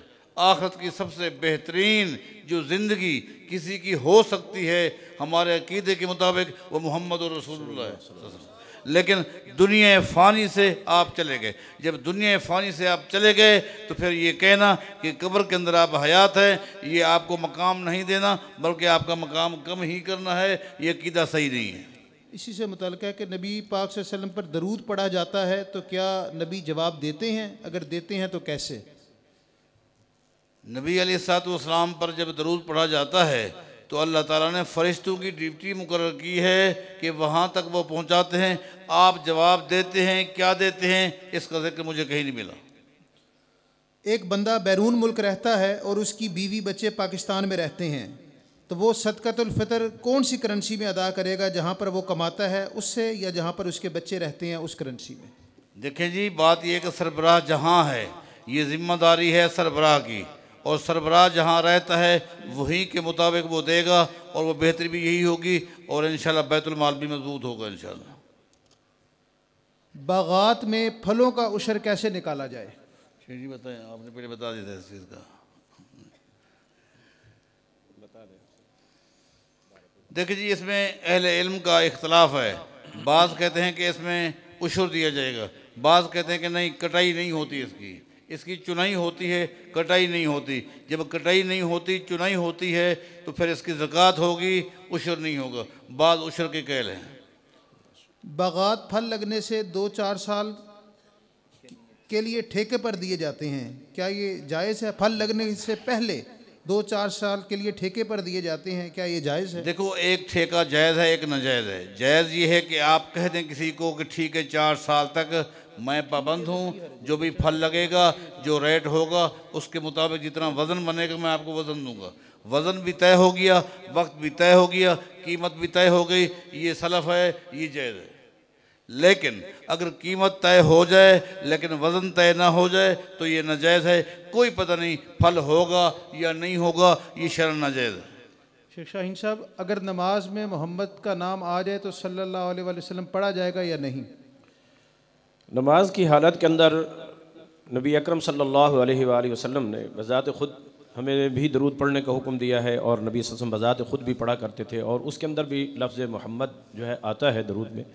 तो अलग से जहाँ ये हदीस मौजूद हैं, अलग से फिर सल्लल्लाहु अलैहि वसल्लम कहने का नमाज की हालत में ज़िक्र नहीं मिलता है। इसी तरह कुरान मजीद की आयत जब हम तिलावत करेंगे जिसमें नबी सल्लल्लाहु अलैहि वसल्लम का नाम आ जाए, तो क़िरात वो उसी आयत जो कुरान की आयत है उसी की ही होगी जो मतलूब है, और उस मौके के ऊपर भी जो है खुसूसियत के साथ लफ्ज़ सल्लल्लाहु अलैहि वसल्लम या दरूद का ऐसा अहतमाम जो है वो साबित मेरे इल्म में नहीं है। जब मैं आ रहा था तो एक आम सा सवाल साथियों ने किया, तो उन्होंने कहा कि इसका आप जवाब ज़रूर देंगे। वो सवाल एक आम सा है कि हमें उलमाए कराम से शिकायत है कि वो यहाँ आते हैं लेकिन हमने उनको जमात के साथ नमाज़ पढ़ते हुए नहीं देखा। तो मैं चाहता हूँ कि उसका जवाब दे दूँ, अगरचे उस तरतीब से हट कर है, लेकिन ये भी जवाब ज़रूरी है। बात यह है कि उलमाए कराम आम तौर पर जो आ रहे हैं ना, वो मुसाफिर होते हैं, और मुसाफिर जो है वो जमा कर सकता है, जमा तकदीम भी कर सकता है, जमा ताख़ीर भी कर सकता है। यानी ज़ोहर की नमाज के साथ असर पढ़ सकता है, या असर की नमाज के साथ ज़ोहर की नमाज भी मिला के पढ़ सकता है। लिहाजा जब उसने जमा कर ली तो ला महला आपने उसको देखा वो असर की नमाज में नहीं था, आपने उसको देखा वो मगरिब की नमाज में नहीं था, जबकि उसने इशा के साथ नमाज पढ़नी है। ऐसी बात बिल्कुल नहीं है। अच्छा गुमान रखें, लेकिन चूँकि जमा तकदीम और जमा ताख़ीर ये अहादीस से साबित है, जो लोग इस जमा को नहीं मानते उनके पास कोई दलील नहीं, बल्कि दोनों अमल नबी अलैहिस्सलाम से साबित हैं। आपने अरफात के मैदान में ज़ोहर की नमाज के वक्त असर की नमाज पढ़ाई है, ये जमा तकदीम है। मुज़दलिफ़ा में आपने मगरिब की नमाज इशा की नमाज के वक्त पढ़ाई है, ये जमा ताख़ीर है। तो लिहाजा जमा तकदीम जमा ताख़ीर अहादीस सहिया से साबित है। जो लोग बाहर से आते हैं वो नमाज़ें जमा कर लेते हैं, लिहाजा जमा कर लेते हैं, तो फिर आपको यकीनन वो आपको दफ्तर में, ऑफिस में, कमरे में, ये किसी जगह नज़र आते हैं, तो आप उनके बारे अच्छा गुमान रखा करें। बल्कि शेख, अगर इसी से मुताल्लिक़ मैं सवाल पूछूं कि बग़ैर किसी दलील के किसी के बारे में गुमान कायम कर लेना, राय कायम कर लेना, और वो जो बदगुमानी है वो कैसी है, उसके बारे में देखें, किसी के बारे बग़ैर तहक़ीक़ के बदगुमानी पैदा कर लेना ये बहुत बड़ा झूठ है, ये बहुत बड़ा झूठ है। इससे एतराज़ और इज्तनाब करना चाहिए। शेख सवाल है, कुछ साल पहले हज किया, मिना का वकूफ़ नहीं कर सके, क्या इस पर दम वाजिब हो गया? अगर दम की फ़ुर्सत ना हो तो क्या करना चाहिए, वजाहत फरमा दें। देखें, बात यह है कि अगर उसने कहाँ वकूफ़ नहीं किया, मिना का, मिना के अंदर अगर उसने वकूफ़ नहीं किया, आखिर में तो इख्तियार है, आखिर में उसने इख्तियार से फ़ायदा उठा लिया, एक दिन पहले या एक दिन आखिर तक चलता रहा, वो तो इख्तियार है। लेकिन उसने मुतलकन अगर मिना में वकूफ़ नहीं किया तो यकीनन उसको दम देना पड़ेगा, लिहाजा दम भी वही देना पड़ेगा, मक्का में ही देना पड़ेगा। लिहाजा यहीं से पैसे भेजिएगा, उसको पता चलेगा कि बग़ैर तहक़ीक़ के आइंदा किस तरह हज करूँगा। अहले हदीस कहते हैं कि जादू हो जाता है, और कहते हैं कि अल्लाह ही सब कुछ करता है, वजाहत फरमा दें।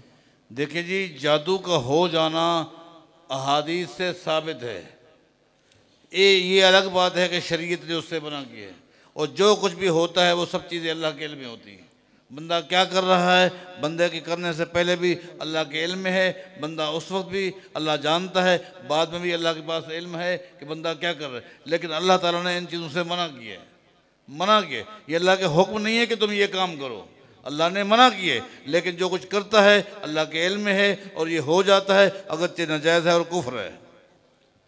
ये हर साल ही सवाल आता है, लेकिन चूँकि अहम है इसलिए दोबारा पूछता हूँ कि एक ही मजलिस में 3 बार तलाक बोल देना, ये एक होगी या 3? कुछ अहले हदीस कहते हैं एक होगी, कुछ कहते हैं 3 होगी।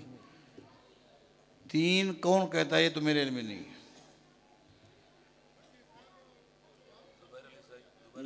जब जी कहते ज़ुबैर अली ज़ई साहब का मौक़िफ़ है कि देखें, कानून में कभी ऐसा वो अब तो समझता चुप कर बैठो पीला हाथ चुप हुए थे, वह अब तो समझदार चुप कर बैठे आखे तो हिमी हाँ हूँ समझ भाई मैं तो क्या कुछ आख दे तेरा ना क्यों कि तुम्हें गुजारिश ये है कि एक मजलिस के अंदर जब कोई बंदा 3 मरतबा तलाक देता है तो वो एक के हुक्म में है, सराहत के साथ साबित है। सही मुस्लिम में आता है नबी अलैहिस्सलाम की मुकम्मल ज़िंदगी में एक मजलिस की 3 तलाकों को 3 नहीं बल्कि एक ही कहा जाता था। अहादीस में आ गई है, सही मुस्लिम में आ गई है। और वो हदीस जो रुकाना वाली है रज़ी अल्लाह तआला अन्हु, उस पर आप गौर करें, आप क्या समझेंगे? जो कि नबी अलैहिस्सलाम के पास आया, परेशान था, क्या हो गया? तल्लक तो इमराती सलासन, मैंने अपनी बीवी को 3 तलाक़ें दे दी हैं। तो नबी अलैहिस्सलाम ने पूछा अफ़ी मजलिसन वाहिदन, ये तीनों तलाक़ें एक मजलिस में दी थी? काला नाम, जी हाँ। फरमाया राजहा इन शेता, रुजू करना चाहता है तो कर सकता है। फर्राजहा हदीस के अल्फाज हैं, उसने रुजू कर लिया था। अगर 3 हो गई, अल्लाह के नबी ने रुजू किया, आप इसको क्या कहेंगे? अल्लाह के नबी ने खुद रुजू करवाया सराहत के साथ, कौलन साबित है, नबी अलैहिस्सलाम से साबित है। लिहाजा अगर कोई कहता है उसका अपना मौक़िफ़ है, हम उस बंदे का अहले इल्म है, उसका एहतराम करते हैं, लेकिन हमारा अक़ीदा है गलती से मुबर्रा ज़ात अल्लाह की मखलूक में मुहम्मद रसूलुल्लाह। और यही तो अहले हदीस का तुर्रा इम्तियाज़ है कि हम सबका एहतराम करते हैं, सबका एहतराम करते हैं, सबको वाजिबुल एहतराम समझते हैं, लेकिन वाजिबुल इत्तिबा सिर्फ मोहम्मद रसूलुल्लाह। लिहाजा किसी से भी गलती हो सकती है। मैं समझता हूँ इस मसले में मौसूफ से गलती हो गई है, वो दुनिया से चले गए हैं, अल्लाह ताला उनको माफ़ फरमा दे। वो जमात के एक जय्यद आलिम दीन थे, लेकिन इस मौके में मैं समझता हूँ उनसे गलती हो गई है। वाज़ेह हदीस में आ गया है एक मजलिस की 3 तलाक़ें एक के हुक्म में है। इस सिलसिले में एक छोटी सी वजाहत है, जिन शेख साहब के बारे में पीछे से बाज़ भाइयों ने जिक्र किया है, ज़िंदगी भर कभी उन्होंने 3 के 3 होने का फतवा नहीं दिया है, नहीं दिया जी, कभी फतवा नहीं दिया है।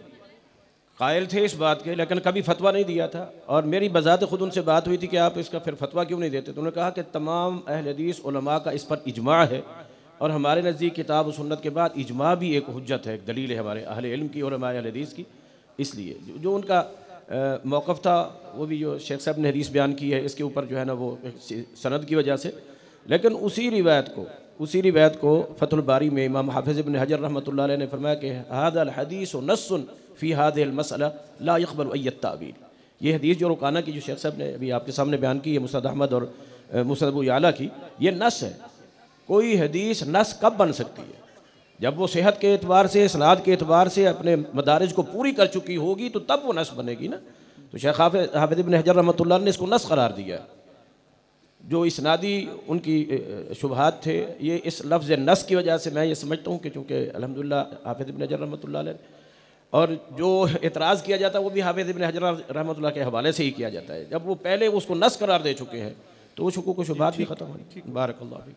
सिगरेट और नस्वार पीने से वज़ू टूट जाता है या बाकी रहता है?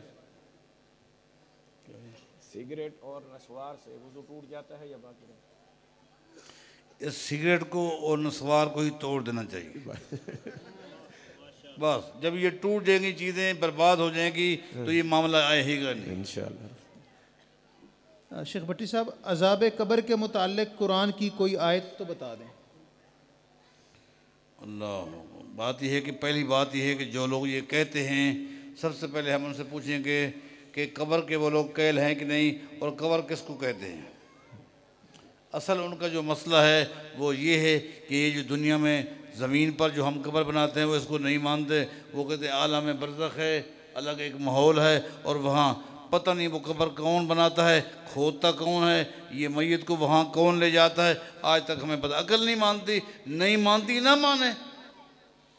जब आ गया है कबूर का जिक्र, आ गया है कबूर का जिक्र, अल्हाकुमुत्तकाफ हत्ता ज़ुरतुमुल मकाबिर, हत्ता ज़ुरतुमुल मकाबिर, कब्रों का जिक्र आ गया, कब्रों का जिक्र आ गया है। और फिरौन का जिक्र आ गया, फिरौन के ऊपर हाँ जी अज़ाब पेश किया जाता है, अज़ाब पेश किया जाता है। ये पेश किया जाता है तो किस पे पेश किया जाता है?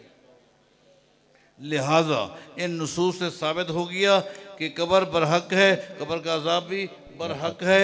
लिहाजा अकल दलील नहीं है, अकल नहीं मानती तो ना माने, नसूस से वाज़ेह हो गया है। शेख सवाल है, जानवर का एक्सीडेंट हुआ और उसका कुछ हिस्सा जिस्म से अलग हो गया, बाद में जानवर को ज़िबा कर दिया गया, क्या अलग होने वाला हिस्सा हलाल है कि नहीं है? किसी जिंदा चीज़ का कुछ हिस्सा उसकी ज़िंदगी में अलग कर लिया जाए तो वो मैयत है, मुर्दार है, वो हराम है, उसको आप इस्तेमाल नहीं कर सकते, वो हराम है। अगर बच्चा माँ के पेट में फोत हो जाए तो क्या उस बच्चे का जनाजा पढ़ा जाएगा? देखिए, अगर उसमें रूह आ गई है, अगर रूह आ गई है, उसकी नमाज जनाजा है। ये कहना कि वो तो मुर्दा पैदा हुआ, तो जनाजा भी मुर्दे का होता, जिंदा का नहीं होता। शेख सवाल है, जो लोग अपनी बहन या बेटी के हकूक़ नहीं देते लेकिन उनको खुश करने के लिए ज़कात दे देते हैं, क्या ये जायज़ है? नहीं, ज़कात हर साल देते रहें, उससे मसला हल नहीं होगा। जो उनके हुकूक हैं पहले वो अदा करें। दायमी मरीज़ के रोज़े का क्या हुक्म है, उसके फ़िदिये के बारे में कुरान और हदीस की रोशनी में रहनुमाई फरमाएं। देखें, जो शख्स दायमी मरीज़ है और मर्ज़ भी ऐसी है जिसकी वजह से वो रोज़ा नहीं रख सकता, तो उसे हर साल फ़िदिया ही देना पड़ेगा। लिहाजा एक मिस्कीन को वो 1 महीने का ख़र्चा देगा, चाहे वो मिस्कीन खुद भी मरीज़ हो, चाहे वो रोज़ा ना रख रहा हो। ये लोग जो कहते हैं ना जी फ़लाँ जो है ना वो मेरे रोज़े रख रहा है, आम तौर पर लोग कहते हैं ना जी फ़लाँ को मैंने पैसे दिए हैं, वो मेरे रोज़े रख रहा है। हो सकता है कि वो खुद मरीज़ हो, खुद ना रख सकता हो। लिहाजा मिस्कीन का होना शर्त है, ये शर्त नहीं है कि वो भी रोज़े रखता हो सकता है बीमार हो, लिहाजा महीने का खर्चा दे दें। उस कंडीशन में अगर मर्ज़ ऐसी है जो पूरे साल रहती है और जिसकी वजह से वो रोज़े नहीं रख सकता। शेख साहब, क्या परिंदों को कैद करना और उनका कारोबार करना जायज़ है या नहीं है? देखिए, अल्लाह ताला ने ये जितना भी मखलूक़ात हैं ये सब अल्लाह ताला ने इंसान के ताबे कर दी, ताबे कर दी। आपने और चीज़ों को कैद नहीं किया हुआ, भैंस को आपने कैद किया हुआ है, गाय को आपने कैद किया हुआ है, भेड़ बकरियों को आपने कैद नहीं किया हुआ, कैद किया। बकरियां, ये मुर्गियां, ये भी परिंदे हैं, इनको आपने नहीं, उनके हुकूक अदा करें। हाँ, उनके हुकूक अदा करें। लिहाजा आप उसको अगर उनके हुकूक अदा करते हैं, खिलाते हैं, पिलाते हैं, एहसास रखते हैं, तो आप परिंदों का भी कारोबार कर सकते हैं, उनको भी अपने कंट्रोल में रख सकते हैं। हदीस है, नबी अलैहिस्सलाम जाया करते थे उम्मे सुलैम के घर रज़ी अल्लाह अन्हा। उनका एक बेटा था, उसका नाम था उमैर। उसने एक परिंदा पाला हुआ था, उसने एक परिंदा पाला हुआ था। नबी अलैहिस्सलाम जाया करते थे। एक दिन वो परिंदा मर गया तो उसको छेड़ने के लिए नबी अलैहिस्सलाम उससे पूछते थे, या उमैर मा फ़अल नुग़ैर, उमैर तेरे परिंदे का क्या बना? वो रोने लग जाता। इससे मुहद्दिसीन ने साबित किया है परिंदे आप पाल सकते हैं, लेकिन उनके हुकूक को अदा करते और इस चीज़ का लिहाज रखते हुए। अगर नहीं है तो फिर कोई भी चीज़ आप, चाहे वो गाय है, भैंस है, कोई भी चीज़ अगर आप पालते हैं, बांधते हैं, हक अदा नहीं करते, ये ज़्यादती है, ये जुल्म है। शेख साहब, सवाल है, ज़कात देने का बेहतरीन मसरफ़ क्या है? क्या मदारिस वगैरह को देना बेहतर है या किसी गरीब की, बेवा की इमदाद करना बेहतर है? देखें, ज़कात देने वाला ये देखे कि मेरे मुआशरे में इस वक्त मेरे पैसों की ज़रूरत ज़्यादा किसको है। अगर मदरसा है और ख़ूब उसके पास माल मौजूद है, जबकि उसके पड़ोस में गरीब रहता है, मिस्कीन रहता है, उसका ज़्यादा हक़ है। कोई बीमार है, उसका ज़्यादा हक़ है। लेकिन अगर इदारा है और मुस्तहिक है, चलाने वाले लोग बहुत ही कमज़ोर हैं, मसाइल है। आप ये देखें कि जो मसारिफ कुरान करीम ने बयान की हैं, इस वक्त मेरी नज़र में सबसे ज़्यादा मुस्तहिक़ कौन है। इससे बेहतर होगा अगर आप इदारे की किसी जमात के फ़ंड में डाल देंगे और मामला उन पे छोड़ देंगे, आपके लिए आसानी हो जाएगी। इंशाअल्लाह बेहतरी इसमें है। शेख शाहीन साहब, मस्जिद की दुकान है और हमारे इमाम साहब बहुत गरीब हैं, तो क्या उसका किराया इमाम को दे सकते हैं?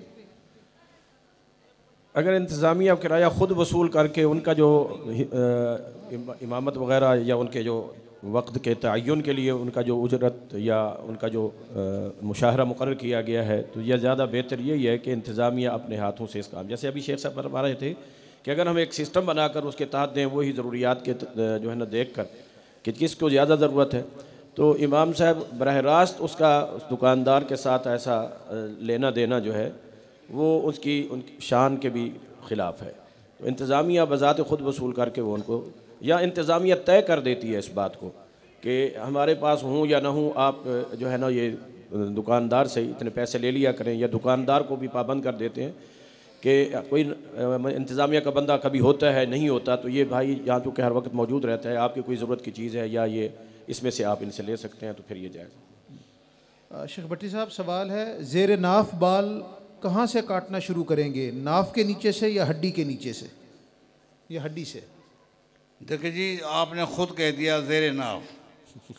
जब आपने कह दिया तो वो ज़ेर नाफ ही है।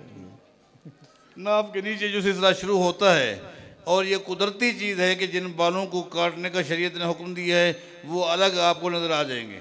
कुछ दिनों के बाद आपको खुद एहसास हो जाएगा कि ये जगह जो है ना, ये बार बार बालों के साथ ऊपर उठ रही है और बाकी जगह पर नहीं है, बस उस जगह को साफ़ कर लेना चाहिए। सवाल है, क्या रफ़ुल यदैन के बग़ैर नमाज दुरुस्त होगी? देखिए, बात यह है कि शरीयत ने हमें हुक्म दिया है कि हर काम सुन्नत के मुताबिक करें। कबूल करना ना करना अल्लाह का काम है, करना या ना करना ये अल्लाह का काम है। हमारा काम क्या है कि हम काम सुन्नत के मुताबिक करें। लिहाजा जो बंदा नमाज पढ़ता है रफ़ुल यदैन नहीं करता, यूँ समझ ले उसने सुन्नत के मुताबिक नमाज नहीं पढ़ी। माशाअल्लाह। शेख भट्टी साहब, जब देवबंदी 3 रोज़ा के लिए निकलते हैं तो आप उसको बिदअत कहते हैं, जब आप हर साल 3 रोज़ा जलसा करते हैं तो ये बिदअत नहीं है? नहीं, हमने किसी चीज़ को बिदअत नहीं कहा। हमने कुछ लोगों के कुछ करतूत ऐसे हैं, उन करतूतों की वजह से उनको बिदअत कहा है, लेकिन दीन के काम करें कौन बिदअत कहेगा?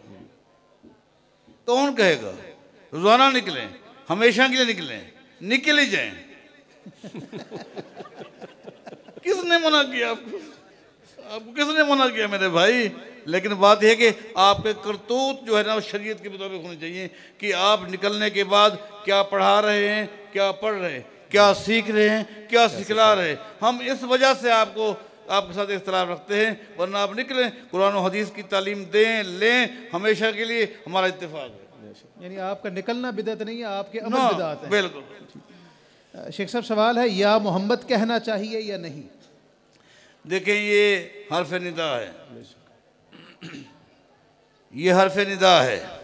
इसका मतलब ये है कि आपका अकीदा है, नबी अलैहिस्सलाम देख रहे हैं, हमें सुन रहे हैं, लिहाजा ये अकीदा बातिल है, लिहाजा ये लफ्ज़ इस्तेमाल यूँ नहीं करना चाहिए, ये शिरक है और नाजायज़ है, इससे बचना चाहिए वरना अकीदा बर्बाद हो जाएगा। शेख साहब, सवाल है, कुर्बानी कितने दिन की जा सकती है, 3 दिन या 4 दिन? देखें, वाज़ेह तौर पर 4 दिन का जिक्र आ गया है। 3 दिन की कुर्बानी का जिक्र मुझे तो कहीं भी नहीं मिला। ये जो सही मुस्लिम की हदीस से कहते हैं कि नबी अलैहिस्सलाम ला ताकुलू लुहूमल अज़ाही फौक सलास, कि 3 दिन से ज़्यादा कुर्बानी का गोश्त ना खाओ, 3 दिन का तक ये नहीं खा सकते। सवाल ये है कि एक बंदे ने पहले दिन कुर्बानी की, वो 3 दिन खा सकता है, एक बंदे ने दूसरे दिन कुर्बानी की, वो कितने दिन खाएगा? 3 दिन ना, कितने बनते हैं?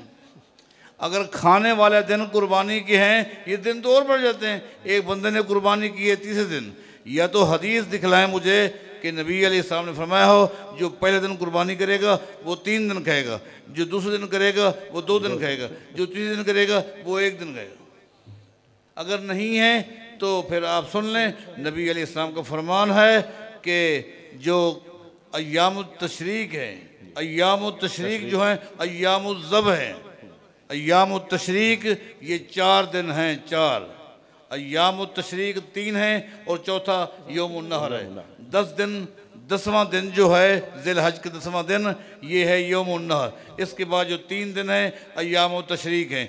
इस कुर्बानी के दिन को अय्याम तशरीक को मिलाते हैं। ये 4 दिन कुर्बानी के हैं और 3 दिन की कोई एक भी हदीस नहीं है।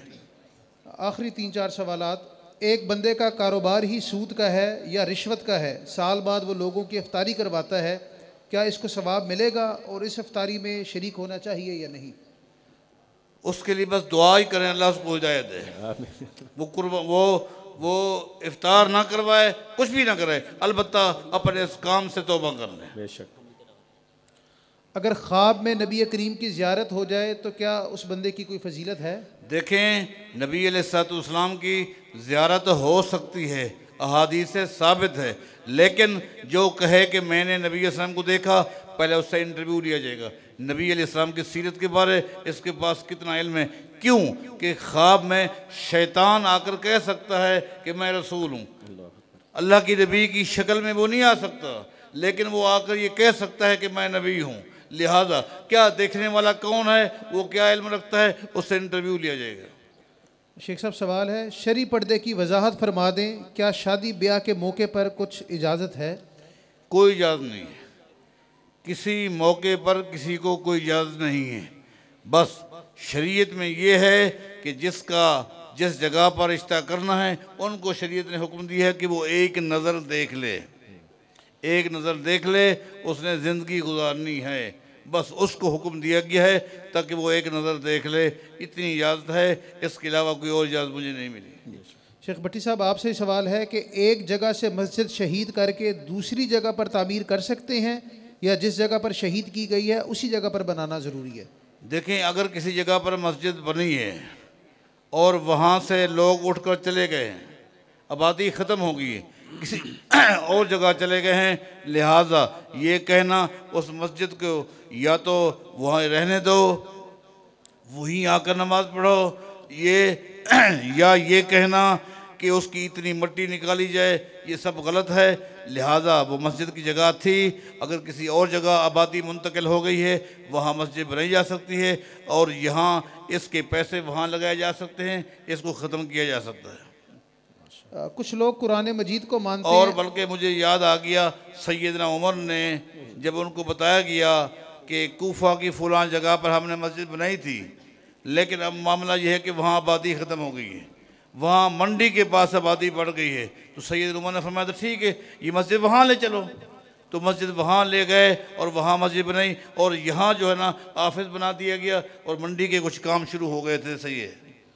कुछ लोग कुरान मजीद को मानते हैं और अहादीस के बारे में वो कहते हैं कि ये मन घड़त रिवायात हैं, इस बारे में वजाहत कर दें। जो हदीस को नहीं मानता वो कुरान को भी नहीं मानता, बेशक वो मुनकिर कुरान है। मैं उससे पूछता हूँ कि उसने कुरान करीम को कैसे माना, किसने बताया कि ये कुरान है, किसने बताया? जब तक नबी अलैहिस्सलाम की हदीस पर ईमान नहीं लाओगे उस वक्त तक कुरान पर ईमान ला ही नहीं सकते। नबी अलैहिस्सलाम में जिब्रील आया, अल्लाह के नबी ने बताया कि ये वही लेकर आए, ये आयत नाज़िल हुई, ये सूरत नाज़िल हुई। गोया अहादीस को के ज़रिए हमने कुरान को माना है। कुरान को जो मानता है और हदीस को नहीं मानता वो कुरान का भी मुनकिर है। ये भी एक अहम सवाल है। अगर एक वालिद के 5 बेटे हैं और उसने सबकी शादी कर दी और ख़ुद एक बेटे के साथ रहता है और जो चीज़ वो बेचता है या जो उसकी आमदन है वो उसी बेटे को देता है जिसके वो साथ रहता है, बाकियों को नहीं देता, इस बारे में क्या? देखें, जिस बेटे के पास वो रहता है उस बेटे को अल्लाह जज़ाए खैर दे, वो खिदमत कर रहा है, उसको सवाब मिलेगा, उसको सवाब मिलेगा। लेकिन उस सवाब के एवज़ अगर बाप की कमाई लेता है तो उसकी ज़्यादती है। बाप की कमाई के मुस्तहिक सब औलाद हैं, जब वो दुनिया से चला जाएगा सब में तकसीम होगा। जो वो अजर कमा रहा है वो अलग है, सवाब लेता है, लेकिन बाप की कमाई को अपनी कमाई समझता है, ये ज़्यादती है। और बाप अगर अपनी खुशी से उस बेटे को कुछ देता है, देखें, जो जिसके पास रहता है यकीनन उसके साथ उसकी ख़ास हमदर्दियाँ तो होती हैं, वो एक अलग चीज़ है। लेकिन जो प्रॉपर्टी है, वरासत है, उसमें सारे बेटे शामिल हैं, एक शामिल नहीं है। बहुत बहुत शुक्रिया।